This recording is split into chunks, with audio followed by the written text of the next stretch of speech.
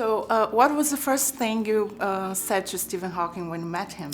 The first thing I said to Stephen Hawking when I met him, I can't remember the first specific words, but I basically spent the first half an hour telling Stephen Hawking about Stephen Hawking. The first thing he said to me was, "Please call me Stephen, not Professor," because I was clearly going Professor Hawking, but because of the manner in which Stephen speaks, because he can't change the tone, or I couldn't work out whether he was going, "Oh no, please just call me," or whether he was going, "Stop being so sycophantic." Either way, I was. But it was an amazing moment with Stephen, because you realise that you can't always judge what his tone is or what his mood is. And have you talked to him after he saw the film? I haven't seen Stephen since he saw the film. I saw him the moment before he went in to see the film. I was rehearsing, so I couldn't see him afterwards. But he said, I said, "Look, I'm very nervous, but let me know what you think." And he took a while. It takes him a while to communicate now, because he just uses these muscles here. And he said in his iconic voice, he said, "I will let you know what I think, good or otherwise." And I said, "Okay, Stephen, if it's otherwise, maybe you can just say otherwise. I don't think you need to necessarily give me the details of all the things I got wrong." But no, he's been very generous about the film afterwards. And you have to go through a lot of preparation for the film, of course. What was the hardest, the physical part or the science part?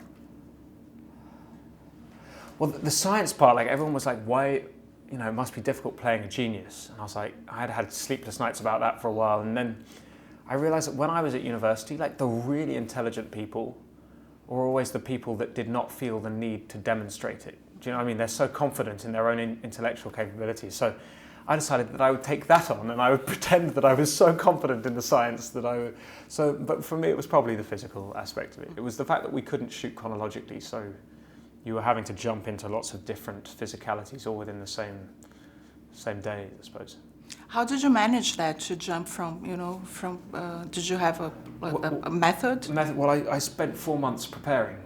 So I decided, I traced what his decline would have been by working with a specialist, an ALS specialist, showing her photos of Stephen Young and seeing if she could investigate what his specific decline was. I then worked with a dancer, decided to try and find that in my body, but also to train my muscles up to be able to sustain some of those positions for long periods of time, because when you're shooting, and then I did end up literally putting on a huge piece of paper each muscle that was going, which scene it was going in, where he was at vocally, which glasses he was wearing, whether he was on a stick, on 2 sticks in the chair. And so I would have a reference point to jump from, because what was important is when we filmed that this is not a story about a disease. This is an incredibly passionate and complicated love story, and I wanted the disease to be embedded so that Felicity and I could just play together. Just to wrap it up, what did you take from the experience and their story? What did I take?